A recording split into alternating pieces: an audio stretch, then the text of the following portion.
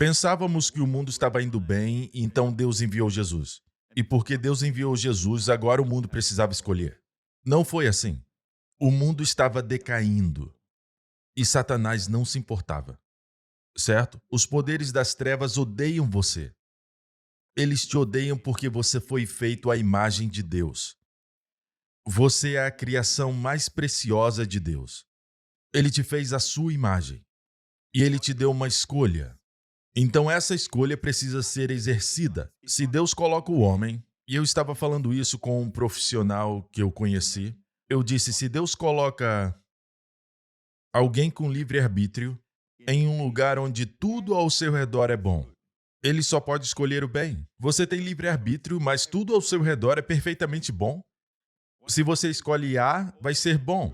Se escolhe Z, é bom. Veja, isso não é realmente um exercício de livre-arbítrio. Amém? E Deus não quer o quê? Robôs. Deus quer pessoas com livre-arbítrio. E é aí que está o risco. Amém? Então Deus colocou uma árvore, e quem plantou essa árvore? Deus, não foi Satanás, foi Deus. E é a árvore do conhecimento do bem e do mal. E Deus diz ao homem: há uma parte em você que não está aberta. Eu te criei completo, e eu te criei com um espírito humano, mas esse espírito humano não pode ver. Agora você tem uma escolha. Ou você quer ver pela árvore da vida, que é um tipo de Cristo, ou vai ver pelo conhecimento do bem e do mal. E o homem escolheu a outra. O diabo veio e tentou o homem, e ele escolheu a outra, que foi comer da árvore do conhecimento do bem e do mal. Se ler com cuidado, diz: e seus olhos foram abertos. Isso não se refere aos olhos físicos. Seus olhos físicos já estavam abertos, mas seus olhos espirituais foram abertos. Eles escolheram abrir seus olhos espirituais através da árvore do conhecimento do bem e do mal, que é: vou viver pela moralidade no meu relacionamento com Deus. Conhecimento do bem e do mal é moralidade. Eu acho que foi aí que a consciência surgiu.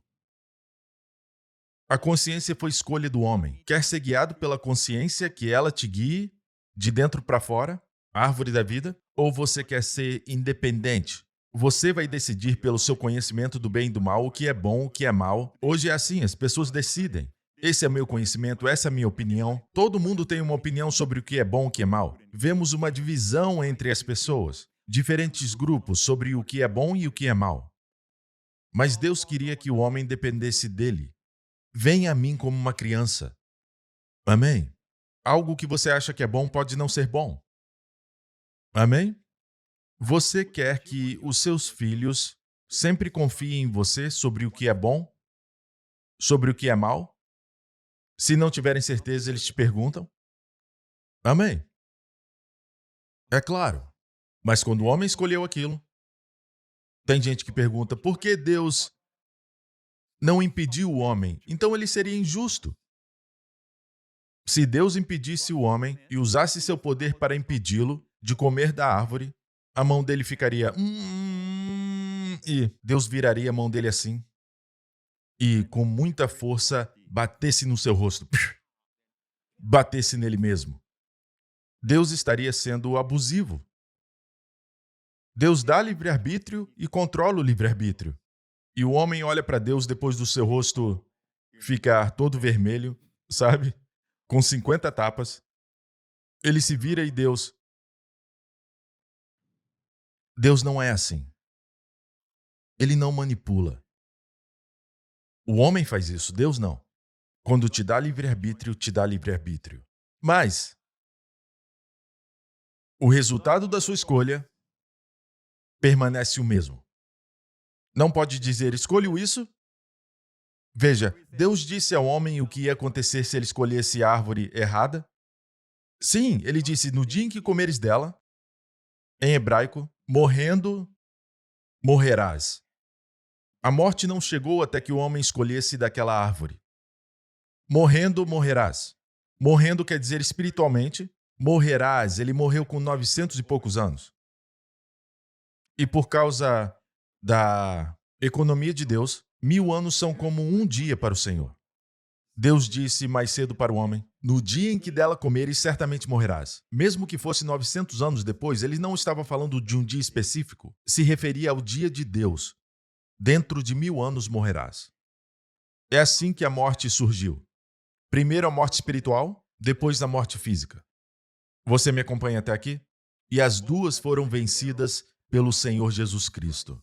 Cristo veio e morreu por nossos pecados na cruz. Amém? Dê-lhe louvor, aleluia!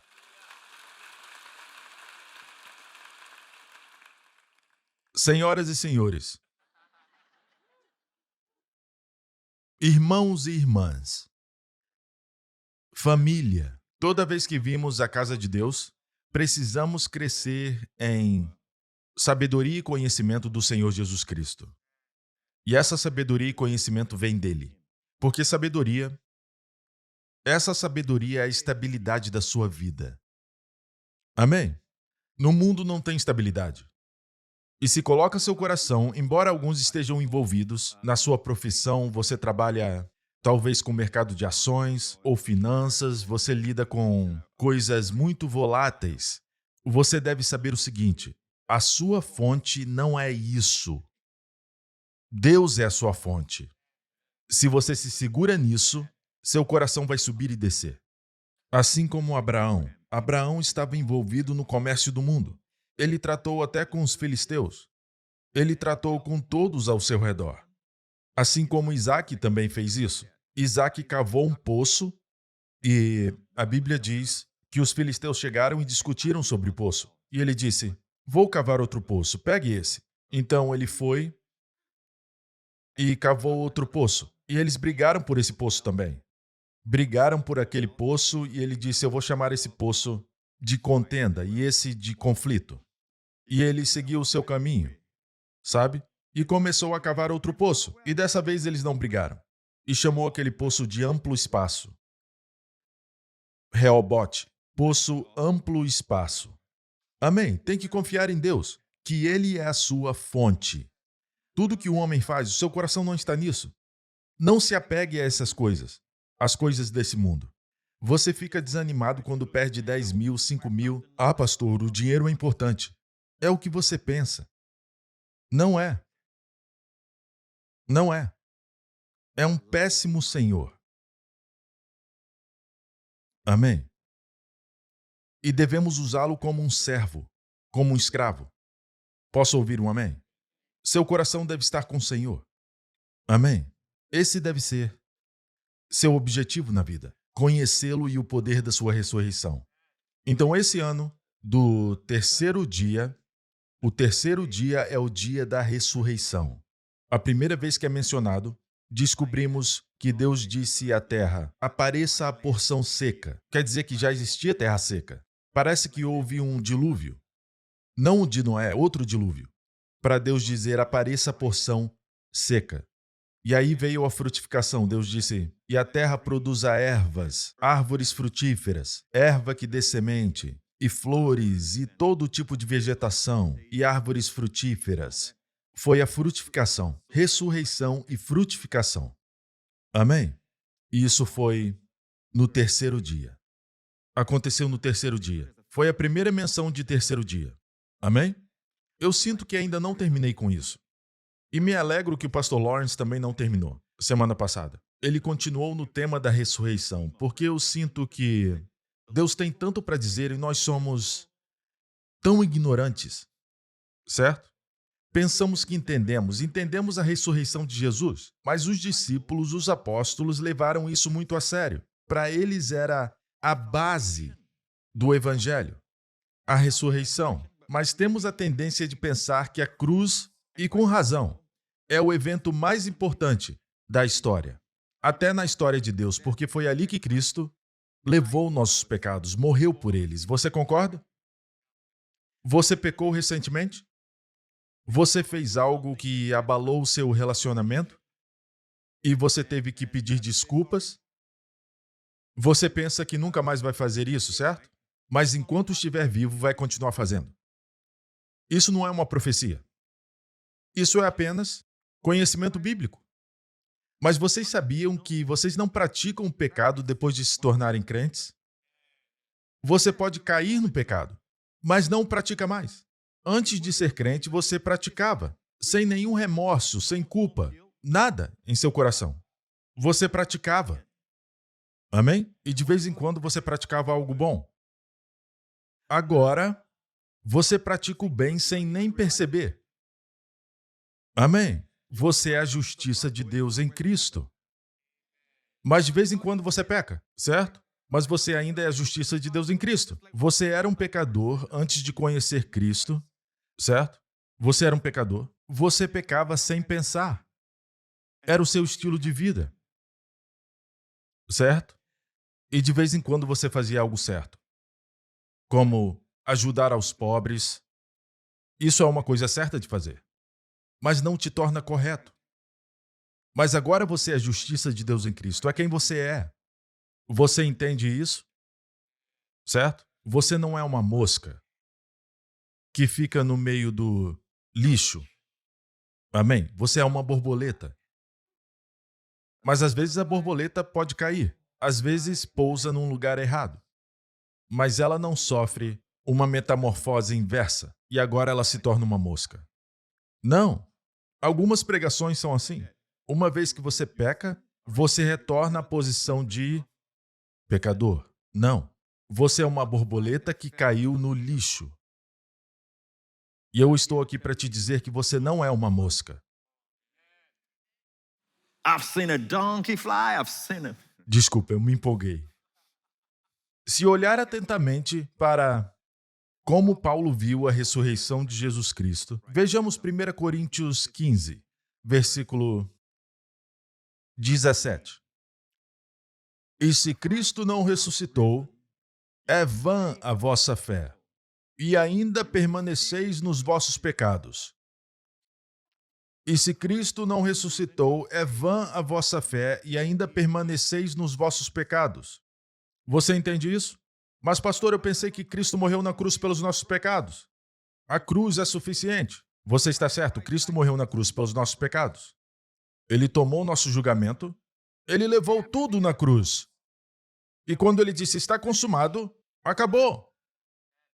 Ele assumiu responsabilidade pelos nossos pecados, é por isso que ele pôde morrer. Sabia que Jesus não podia morrer antes disso? Sabia que Jesus, ninguém podia matá-lo. A morte não podia atingi-lo, porque a morte só pode atingir, a morte tem o direito de atingir os pecadores. Amém? A morte recebeu essa lei de Deus, porque Deus não permitiria que a morte tocasse em alguém que não pecou. O salário do pecado é a morte. Então a morte não podia chegar até Jesus, até que Jesus levasse nossos pecados na cruz. Ele assumiu responsabilidade pelos nossos pecados. Até aqueles pecados que ferem as pessoas, aqueles pecados que você nem quer mais pensar, você sente vergonha, ele levou esses pecados também. Ele levou todos esses pecados. Pecados de comissão, omissão, pecados de omissão como, sabe, eu gostaria de ter sido mais gentil com o meu pai quando ele estava vivo. Agora é tarde demais. De vez em quando você se culpa disso. Esse pecado ele também carregou na cruz. Pare de se lamentar como se tivesse que carregar. Os dolorosos que machucaram pessoas, que você cometeu, ele carregou. Então, naquela cruz, às vezes temos que descomplicar as coisas. É fácil dizer Jesus morreu pelos nossos pecados. Mas quando você se aprofunda nisso, começa a perceber, ele carregou mesmo nossos pecados. São nossos pecados. Não são fraquezas, são pecados. Amém? Ele levou nossos pecados na cruz, se tornou responsável por eles, e foi só quando ele se ofereceu aos nossos pecados como oferta pelo pecado. É chamado de oferta pelo pecado. Todas as ofertas pelo pecado do Antigo Testamento apontavam para esse evento específico, onde Cristo se tornou a oferta final pelo pecado, o Cordeiro de Deus que tira o pecado do mundo. Ele carregou nossos pecados, e com esses pecados, e com o nosso pecado, Eu queria ter tempo para falar disso. Ele não apenas carregou nossos pecados, o que fazemos, a fábrica que produz todos os pecados. Ele também carregou a fábrica. A parte de você que gosta de pecar, ama pecar, quer pecar e ainda gostaria de pecar. Essa parte de você foi carregada por ele naquela cruz. Você está me ouvindo? Está ouvindo? Então, somente quando ele se tornou oferta pelo pecado, nesse momento, a morte pôde pegá-lo. Só quando ele se rendeu. Você entende? Até esse ponto, a morte não podia chegar nele. Aleluia! Mas no momento que ele se entregou como oferta pelo pecado, o que segue? O salário do pecado é a morte. E ele não queria que você recebesse o seu pagamento. Ele assumiu o seu salário. O salário do pecado é a morte. E ele tomou na cruz não apenas a morte física, mas a morte espiritual. Ele levou naquela cruz. E eu não acredito que ele morreu espiritualmente porque ele é Deus, mas ele morreu como homem. Amém? Ele colocou de lado sua divindade, largou a divindade e desceu, e o Verbo se fez carne e viveu verdadeiramente, não como Deus, não na sua essência divina, mas ele viveu como homem. Por isso ele precisava ser ungido pelo Espírito Santo. Deus ungiu Jesus de Nazaré com Espírito Santo e com poder, e andou fazendo bem. Ele não curou como homem, ele curou como um homem ungido pelo Espírito Santo. Vocês entendem? Mas ele é um homem protótipo. Ele é o exemplo que Deus quer que sejamos. Ele é o nosso irmão mais velho, o primogênito. Amém? Ele é como devemos ser. Veja, a visão de Deus para o homem, olha aqui. A visão de Deus para você é uma visão grandiosa. Deus não desdenha o homem. Deus olha para o homem como um príncipe com nobreza. E sabe como é a humildade? A humildade não é algo pretensioso. Você está sempre com um problema nas costas para pensarem que você é humilde. Não estou falando de quem realmente tem um problema nas costas. Falo de quem finge ter um problema nas costas, sabe? Anos atrás, quando eu era um jovem cristão em uma outra igreja, um pregador visitou a nossa igreja. Tenho certeza que ele era uma boa pessoa. Nada a ver com isso, mas a impressão dos meus amigos é que ele era uma pessoa humilde. Olha para ele. Por quê? Olha para ele. O jeito que ele anda. E eu olhei para ele e ele andava assim. Subindo as escadas assim. E eu pensei, a maneira de mostrar para as pessoas que você é humilde é andando assim.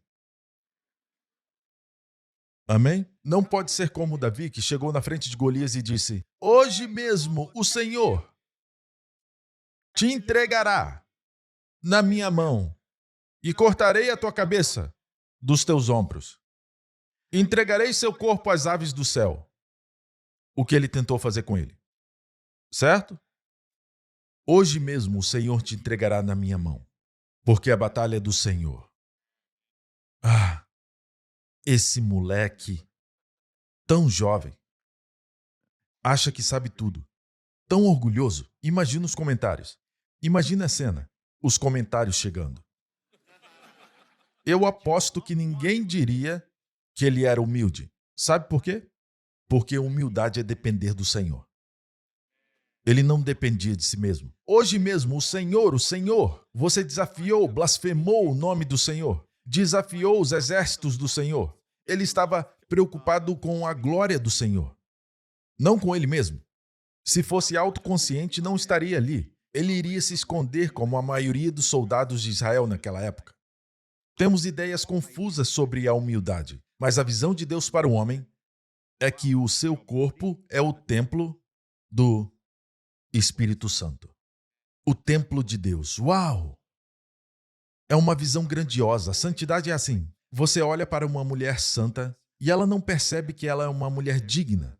Existe uma dignidade, uma realeza. Ela é uma princesa. Não é tipo, eu sou melhor do que você. Fica aí embaixo. Sou mais santa que você. Sou mais justa que você. Não é um tipo de orgulho farisaico. Mas é assim, você pode se ajoelhar e lavar os pés das pessoas, pode se vestir até com uma simples camiseta, você pode usar sandálias e ainda assim as pessoas sentem que há algo de principesco nessa pessoa, há algo de principesco naquela mulher. Existe algo, é o toque do céu. Ele pertence à família real.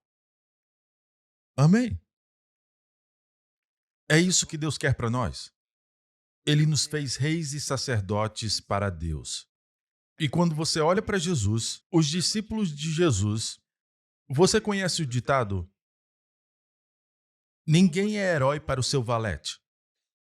Você deve estar pensando no manobrista. Não. Naqueles dias, o valete era alguém que segurava a armadura, alguém que cuidava das armas e da armadura do soldado. Ok?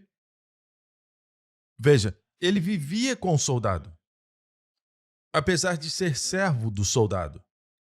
Dia após dia, ele se certificava que as armas estavam afiadas, se certificava que o cavalo estava alimentado, se certificava que seu senhor estava alimentado, porque ele iria para a guerra lutar as batalhas.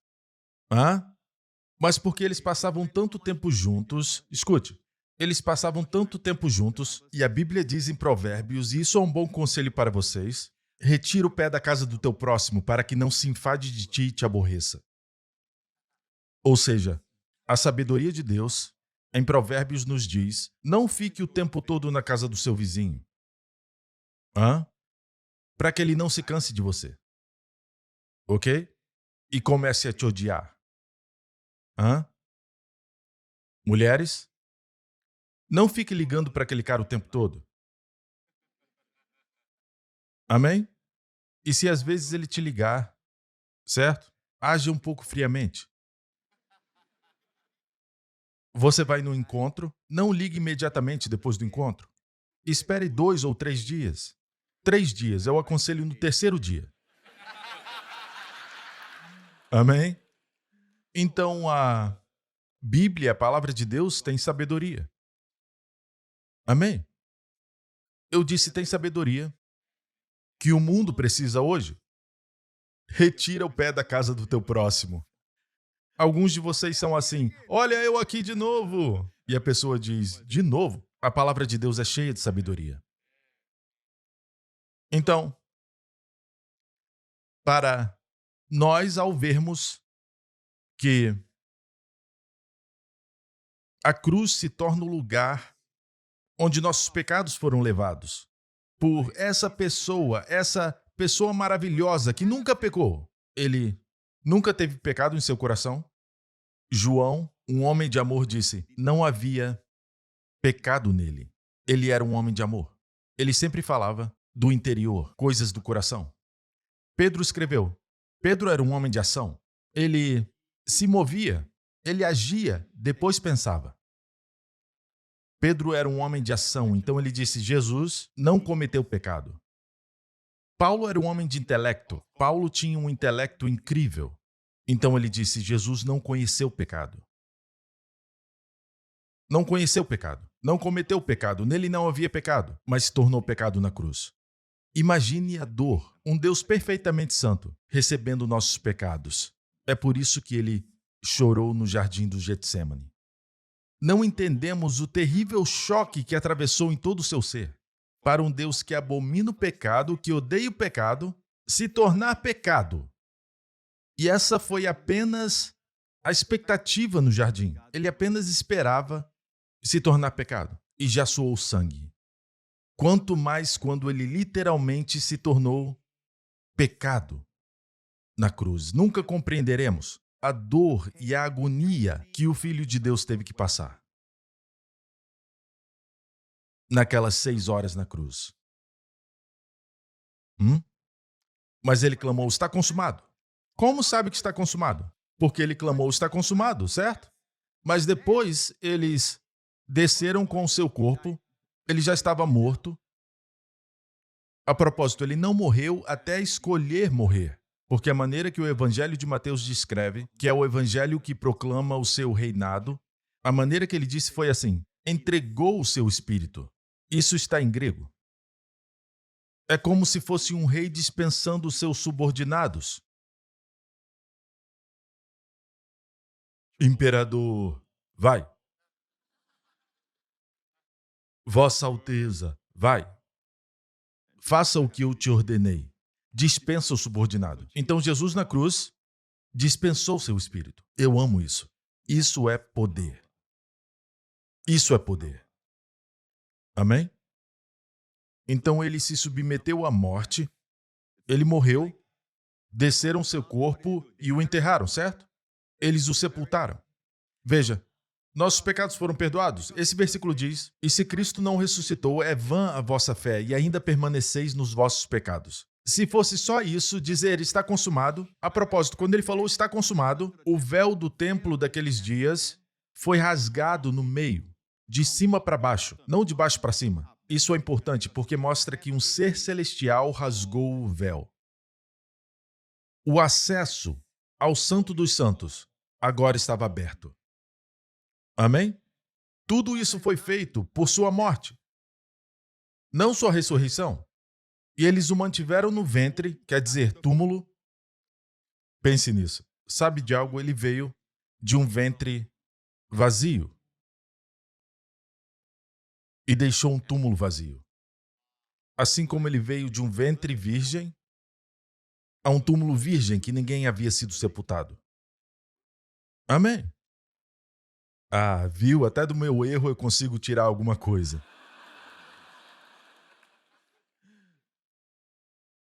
Então o que quer dizer? Se Cristo não ressuscitou, ainda permaneceis nos vossos pecados. Então o sepultaram. Digamos que no terceiro dia nada acontecesse. Nada acontecesse. Os judeus entendiam uma coisa, que no dia do Yom Kippur, o dia da expiação, o dia mais importante do ano para eles, naquele dia era quando o sacerdote fazia expiação. É por isso que se chama Yom Kippur. Dia Kippur é cobrir. Expiação. Dia da expiação. Naquele dia, o sumo sacerdote judeu entrava no Santo dos Santos com o sangue de touros e ele aspergia 7 vezes em cima do propiciatório da Arca da Aliança e 7 vezes na frente do propiciatório, significando que era uma posição perfeita diante de Deus. E o sangue de touros e bodes representava o sangue de Cristo. Posso ouvir um amém, igreja? Mas o que acontecia depois disso? Israel sabia o que estava acontecendo lá dentro? Como Israel saberia que seus pecados foram perdoados? Que Deus tinha aceito o sacrifício? Que o sangue de touros e bodes, o bode que impuseram as mãos, e todos os pecados de Israel foram confessados sobre ele. Eles viram isso. Isso aconteceu do lado de fora. Todo Israel via o sumo sacerdote impondo as mãos sobre a cabeça do boi e confessando os pecados de Israel. Na verdade, a maneira que eles usaram as palavras na Bíblia foi que ele tinha que confessar toda a transgressão, todos os pecados, toda a iniquidade, todo tipo de pecado era confessado sobre o boi. E o boi era morto. Nenhum pecado era omitido. Eles viam isso do lado de fora, viam a morte, assim como Israel viu Jesus pendurado na cruz, abertamente. Mas depois o sangue era colocado numa tigela e o sumo sacerdote entrava no Santo dos Santos. Ninguém o via mais. Estou certo? Como eles sabiam que Deus aceitou o sacrifício de sangue? Quando ele o quê? Quando ele saía. Quando ele saía, assim como nos dias de Zacarias, o pai de João Batista, ele não saiu por muito tempo, certo? Quando ele saía, eles sabiam, aleluia, nossos pecados foram perdoados. Podemos esperar outro ano de colheitas abundantes, grandes colheitas. Outro ano maravilhoso de enviar nossos filhos para escolas melhores, seja o que for que tinham na época, ok? Mais um ano maravilhoso de saúde e bênçãos de Deus, um outro ano de paz. Nenhum inimigo vai nos atacar porque nós somos o povo de Deus. Deus diz que nós somos dele. Naquela época, o perdão era dado ano após ano após ano. Expiação, os pecados eram cobertos, não eram anulados. Se debaixo do meu paletó agora tivesse uma mancha de tinta, eu podia espiar. Não ia ver o pecado. A expiação fazia com que Deus não visse o pecado. Mas estava lá? Sim, mas o sangue de Jesus remove. Agora foi removido. Nossos pecados não são perdoados, nossos pecados são removidos. Entendeu? Amém? Então não era possível o sangue de touros e bodes remover pecados. Não tinha o mesmo valor. São apenas auxílios visuais para entendermos. Me acompanha até aqui? Então, o sacerdote saía, e isso representa a ressurreição de Jesus. Quando ele saía, significava o quê? Que Deus aceitou o sacrifício e os pecados estavam perdoados. Posso ouvir um amém?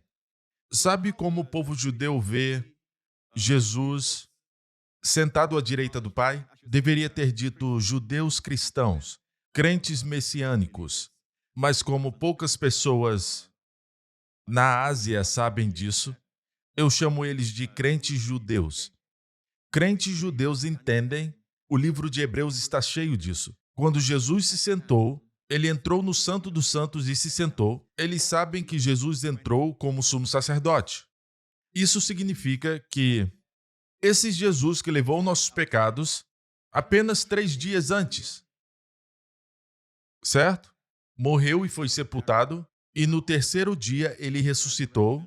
Ele pode entrar no Santo dos Santos como um homem, não esqueça, como um homem glorificado. Ele pode entrar, certo?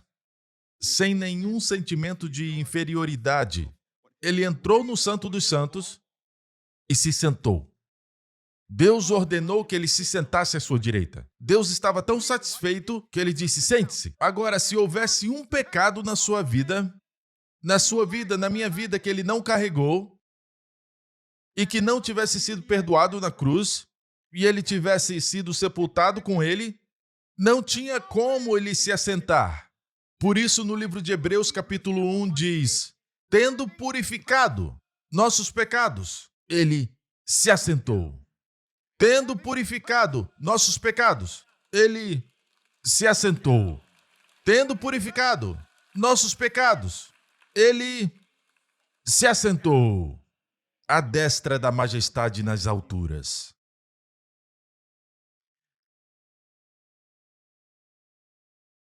E foi feito. Sumo sacerdote segundo a ordem de Melquisedeque. Eu amo isso. O qual sendo o resplendor da sua glória. Esse é o revestimento de ouro da Arca da Aliança. É o ouro. O resplendor da sua glória.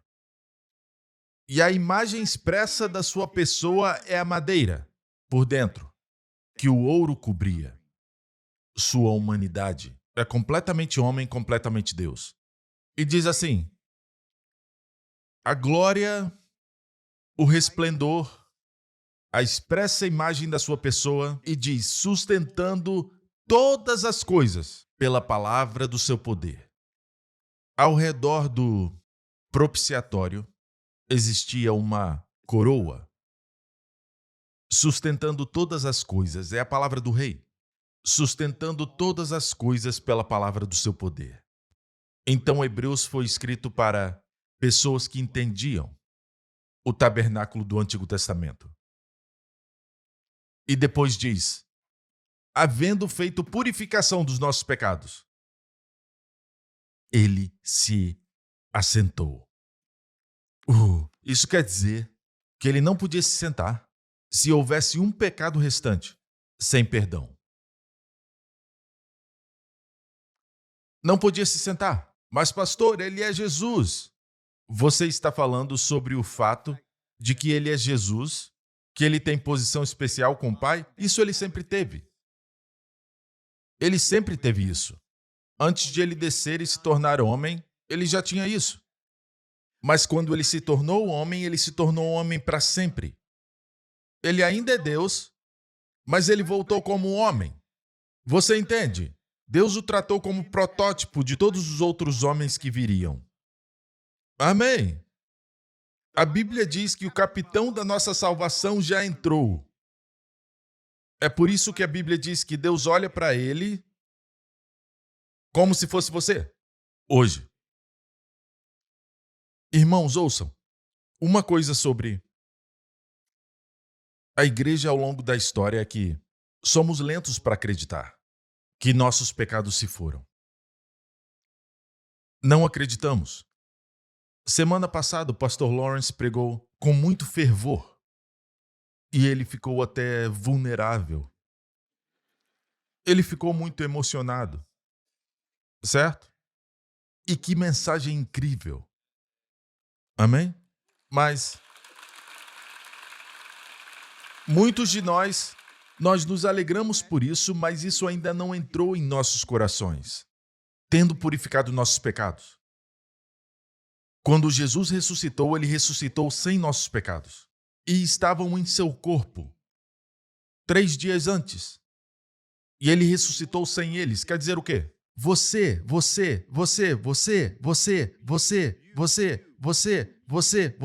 é aceito. Amém. Porque ele tomou os seus pecados, os meus pecados.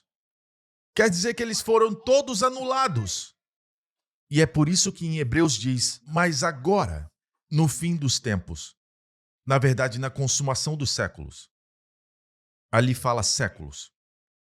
Na consumação dos séculos, uma vez se manifestou para aniquilar o pecado pelo sacrifício de si mesmo. Pergunta: se Jesus aniquilou o pecado, foi realmente aniquilado? Se a Bíblia, as escrituras que não podem ser quebradas, diz, na consumação dos séculos, no fim da era da lei, Cristo se manifestou para aniquilar o pecado pelo sacrifício de si mesmo. Isso é Hebreus 9. Se manifestou para quê? Aniquilar o pecado pelo sacrifício de si mesmo. Então foi realmente aniquilado?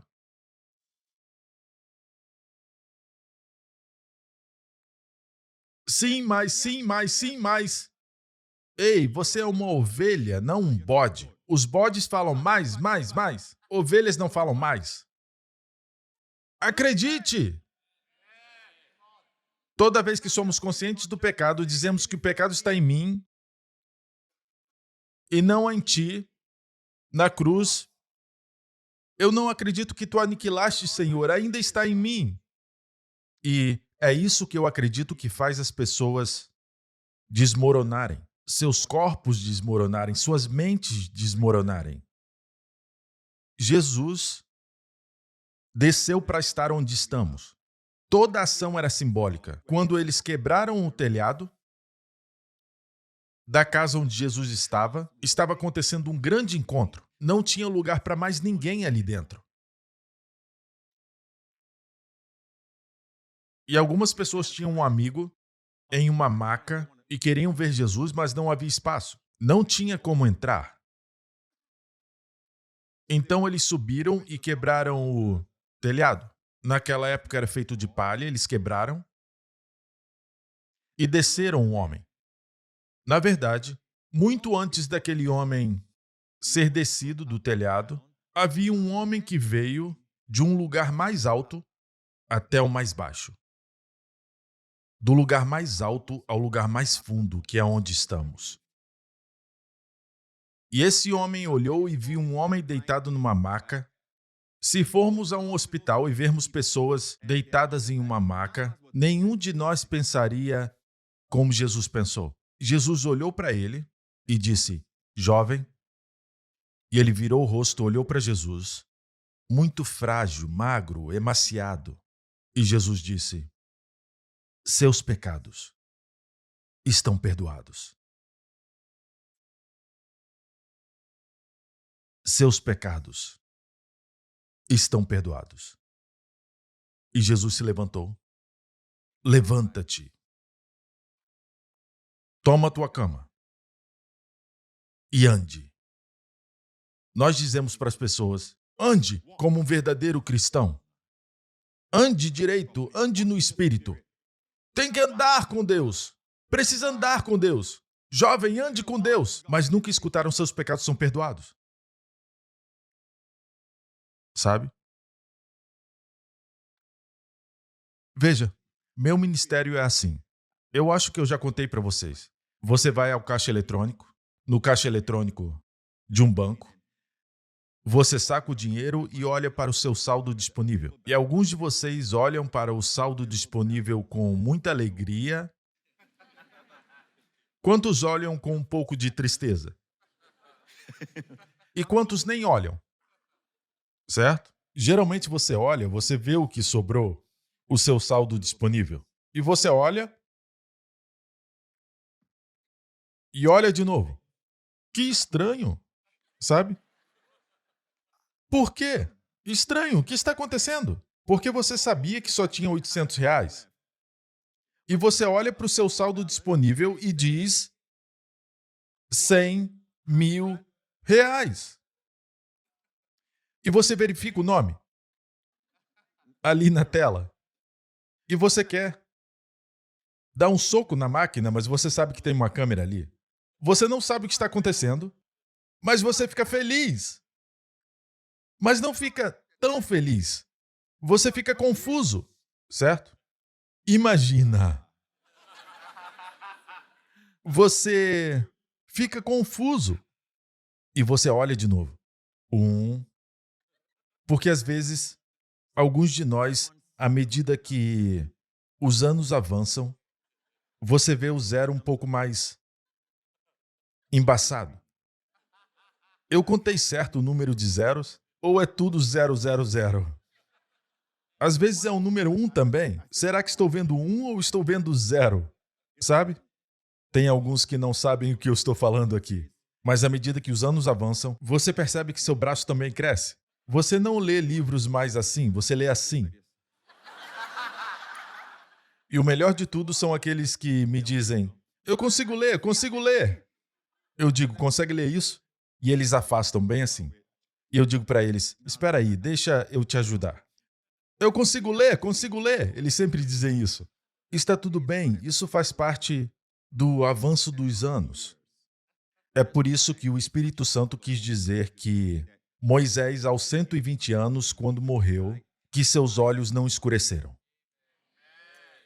Mas falar isso, para quê? Dizer para alguém que tem a vista escurecida, esse tipo de coisa, vai nos desencorajar, a menos que o Senhor tem outro propósito. Está dizendo que é possível. É possível. Ou então, para que dizer isso? A Bíblia não diz, você não pode ter isso.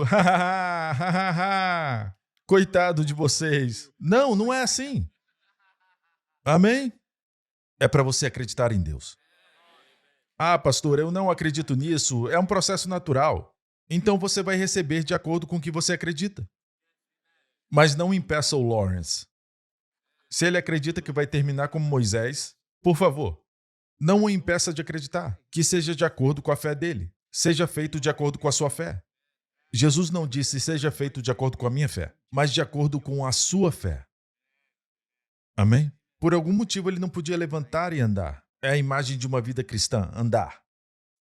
Nós queremos andar com Deus. Queremos andar no Espírito. Até ele ouvir, seus pecados são perdoados. E ele teve que acreditar de coração que os pecados dele estavam perdoados. Vocês me entendem?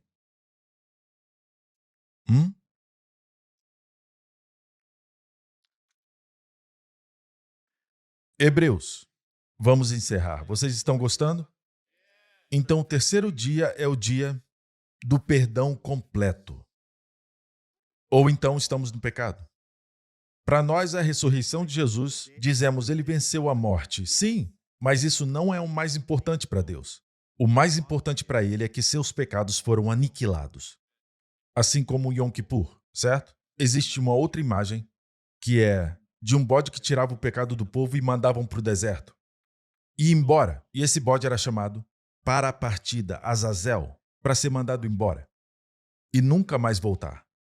Por isso Deus não disse, quanto está longe o norte do sul. mas diz: quanto está longe o Oriente do Ocidente, assim ele afasta de nós as nossas transgressões. Já percebeu que o Oriente e o Ocidente nunca se encontram? Quanto mais se afastam, mais não tem chance de se encontrarem. Foi assim que Deus removeu os seus pecados. Amém? E a Bíblia fala isso de tantas maneiras. E existem certas características daqueles que sabem que são perdoados. Toda vez que você falha, quantos já passaram por isso enquanto você dorme, num estado semiconsciente? Pode levantar a mão se quiser, mas eu garanto que não vai levantar. Mas se quiser, pode. Quantos já estiveram no estado entre dormindo e acordado e tiveram um pensamento ruim? Um pensamento ruim sobre seu marido ou outra pessoa, algo terrível. É pecado. Mas estava fraco para resistir. Quantos aqui? O que você faz? Eu estou muito cansado. Eu vou confessar amanhã. E se você morrer antes de acordar? Vai morrer com um pecado não perdoado? Alguém já passou por isso? Hã? Se nossos pecados não estão perdoados, não foi perdoado. Mas se estão perdoados, aquele já está perdoado. Só tem que olhar para aquilo e dizer: já está perdoado. E voltar a dormir. Entendeu? Acredite que já está perdoado e volte a dormir. Não deixe o diabo estragar seu sono. Ele pode trazer todo tipo de sonhos pecaminosos. Quem nunca teve esses sonhos, levante a mão. Alguém vai te acompanhar até a porta. Para a terra da perfeição, onde o pastor Henry vai pregar para você. Tem alguém? Mas o diabo traz esses sonhos. Sim, o diabo pode te atacar enquanto você dorme. São os poderes das trevas. Mas você não pecou. Eu pensei que tinha pecado. Você não pecou. Às vezes é um aviso. Amém? O Senhor permite como um aviso do que o pecado pode causar. Você passa por aquilo, mas percebe que não aconteceu. Certo? Enquanto você dorme, tem que crer que seus pecados são perdoados. Na verdade, as pessoas pecam mais do que elas percebem. Quantos de vocês confessam todos os pecados que acontecem na sua vida? Toda vez que peca, confessa. Você exagera um pouco e confessa. Você pensa algo mal sobre o pastor e confessa bem ali. Amém? Tem um sentimento errado em você e confessa. Nenhum de nós confessa todos os nossos pecados. Se um pecado não confessado te afasta da comunhão, você já está fora da comunhão. Você já está fora. Jesus está fora, mas você está fora. Jesus está fora do túmulo, mas você está fora da comunhão. Não. A Bíblia diz que temos que confiar em seu perdão.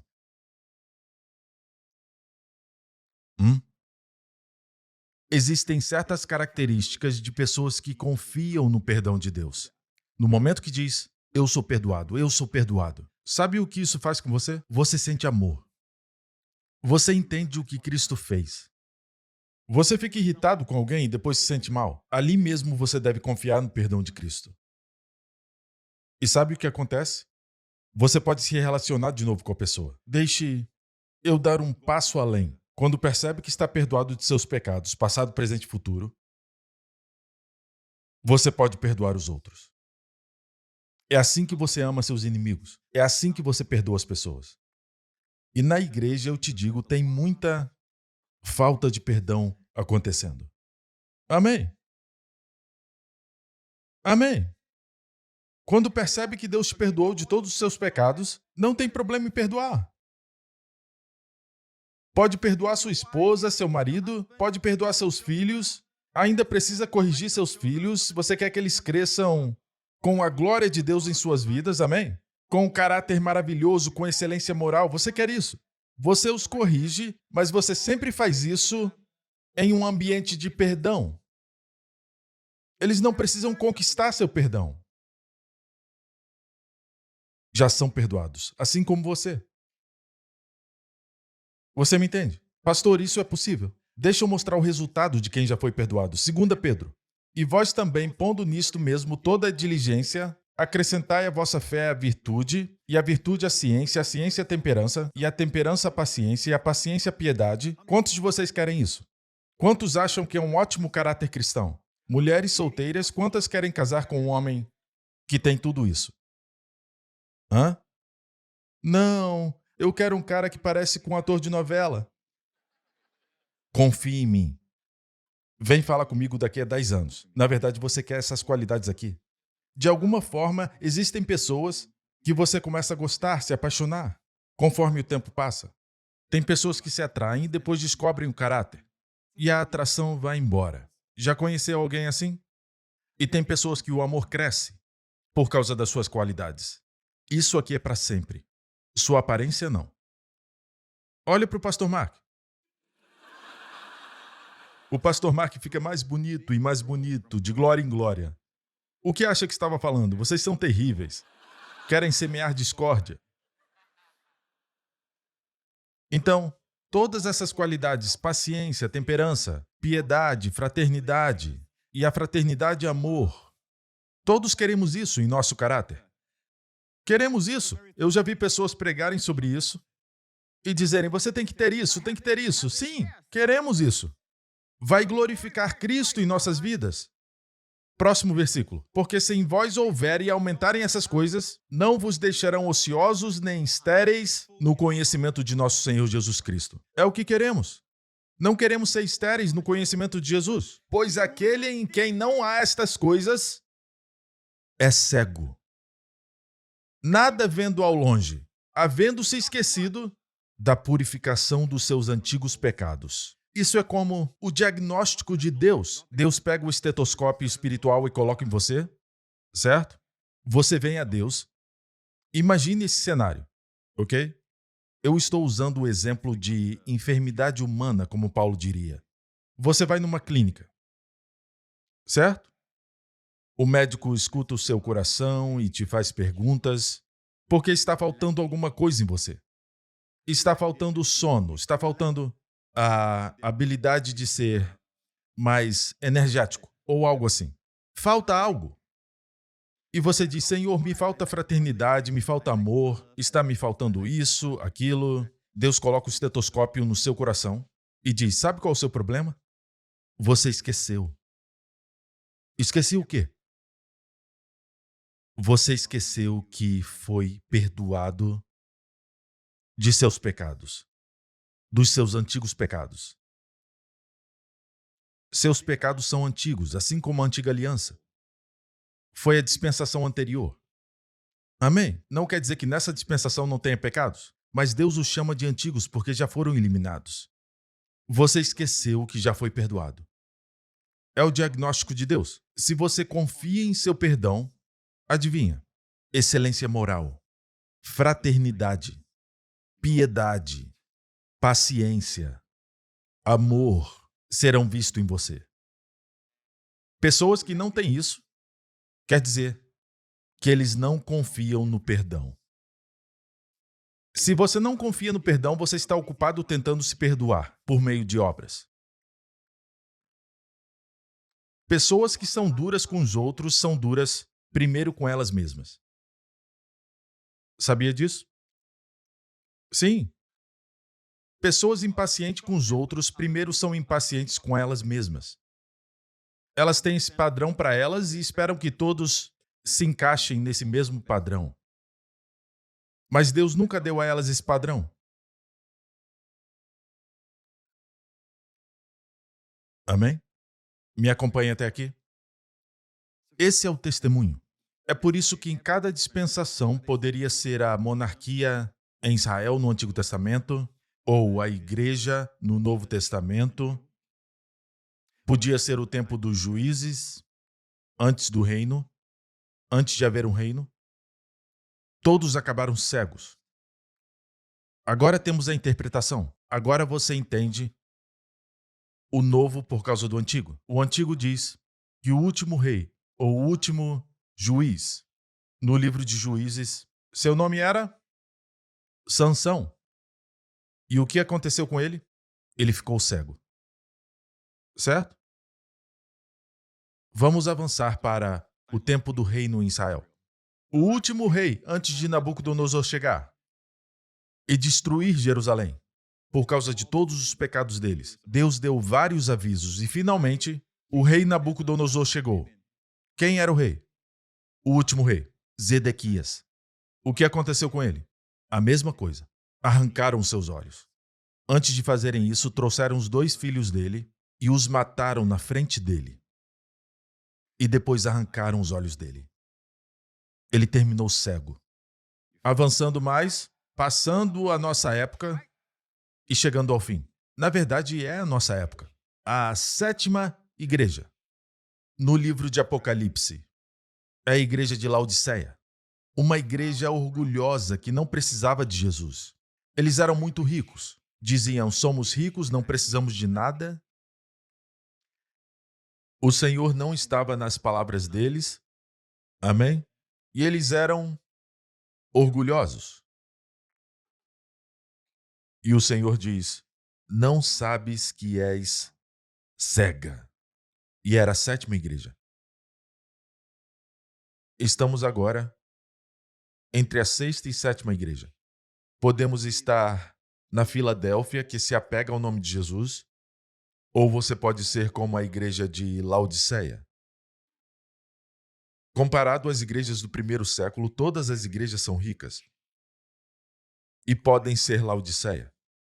O problema não é ser rico. O problema era que Deus não estava no coração deles. Jesus não era a parte central da igreja. Mas qual era o problema? O que é ser cego? O que é ver só o que está perto? Quem está aí? Certo? Você pode ver de perto, mas não consegue ver de longe. Isso quer dizer o quê? Que não pode ser profético. Já está comprovado que uma águia pode ver mais longe do que todos os pássaros. Ela consegue ver até onde o inimigo se esconde, onde a vítima se esconde. Por uma visão térmica. A visão dela é quase 360. Pode ver atrás. Mais ou menos 340 graus. Ela pode ver quase tudo. E Deus te compara, filho de Deus, a uma águia. Você pode ver longe. Quando tem uma visão do ano, precisa ver longe. Certo? Mensagens proféticas ou temas proféticos são para pessoas que conseguem ver o futuro. Veja, se você é muito consciente do pecado, não consegue ver longe. Às vezes fica completamente cego. Sabe por que os fariseus eram cegos? Sabe por quê? Eles não acreditavam que pecados podiam ser perdoados. No momento que alguém era perdoado, eles diziam, somente Deus pode perdoar pecados. Mas esse homem é Deus. A propósito, eu vou encerrar com isso. É para você refletir. Quais eram os 2 grupos nos evangelhos quando Jesus andou na terra? Quais eram os 2 grupos religiosos que sempre perseguiam Jesus? Quem eram? Vou dar 5 estrelas para quem responder. Quero ver seus rostos. Isso é sério. Isso é mais sério do que você ser curado agora. Quero ver vocês. Quero ver seus rostos. Está pronto? Quais eram os 2 grupos religiosos? Os fariseus e os saduceus. Saduceus. Eles eram pessoas tristes. Fariseus e saduceus, ok? Tente memorizar esses nomes. Fariseus e saduceus. E qual era a fé deles? Em que os fariseus acreditavam? Eles eram caracterizados por quê? Por serem legalistas, pela lei, que é a antítese do dom da justiça. Eles eram contra isso. Eles ignoravam a justiça de Deus e se empenhavam em estabelecer a própria justiça. Nunca se submeteram à justiça de Deus, que é um dom. Estavam ocupados com a justiça própria. Eu quase caí, glória a Deus. Se um dia desses eu dar 2 passos no ar, Não se surpreendam, aleluia. É a proteção de Deus. Vocês estão rindo. Um dia não vamos apenas dar 2 passos. Vamos levitar, irmão. No arrebatamento, fisicamente. Não espiritualmente, fisicamente. Amém? Aleluia. Ok. Eles não acreditavam na justiça de Deus como um dom. Estavam ocupados com a própria justiça. Justiça própria, certo? Quem estava atrás disso? O diabo. O outro grupo era os saduceus. Qual era a crença deles? Alguém sabe? Não acreditavam na ressurreição.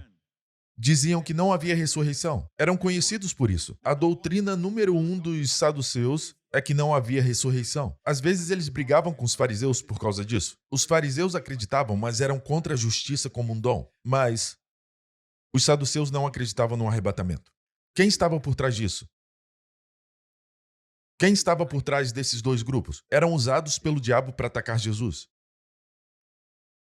Então hoje você pode perceber qual é a doutrina mais importante no terceiro dia: a justiça de Deus e a ressurreição. Amém? Aleluia! Irmão, seus pecados estão perdoados. Seus pecados estão perdoados. Ah, pastor, se você fala isso, as pessoas vão sair por aí e pecar. É incrível, não é? Eu já ouvi de jovens, de pessoas bem jovens. Quer dizer que eu posso pecar? É o pensamento lógico. Sim, você é livre. Mas está perdoado, sim. Mas vai querer pecar depois de saber que Ele te ama e te perdoou? Você realmente quer pecar? Viu? Jesus conta a história de um rei. Esse rei perdoou o seu servo de uma dívida de 10 milhões. E esse servo saiu para procurar outra pessoa que lhe devia dinheiro. Na verdade, o primeiro homem devia 10 milhões ao rei e não podia pagar. E o rei disse: eu vou vender sua família inteira. Mas ele implorou com o rei. E o rei teve compaixão e não só deu tempo. Não foi nem questão de tempo para ele, mas perdoou toda a dívida. Os 10 milhões. Ele estava perdoado? Sim. Mas ele foi procurar uma pessoa que lhe devia dinheiro e essa pessoa só devia a ele R$1.000. 10 milhões comparado com 1.000. Sabe o que ele fez?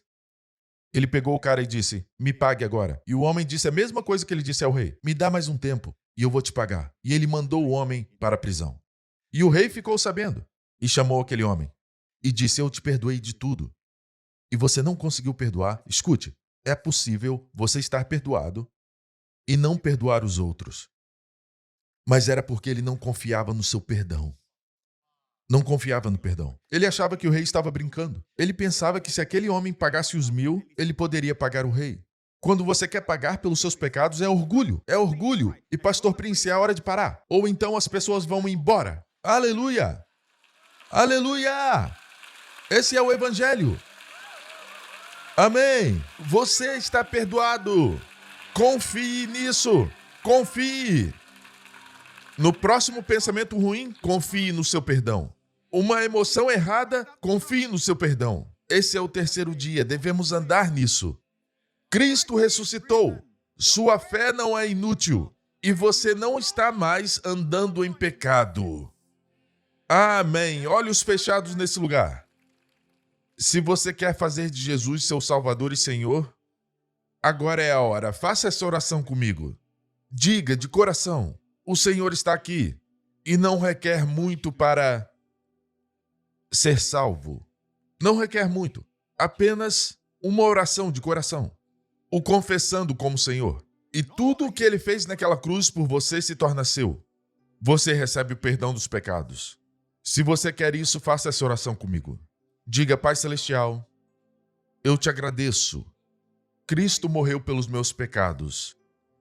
E Ele ressuscitou dos mortos para a minha justificação.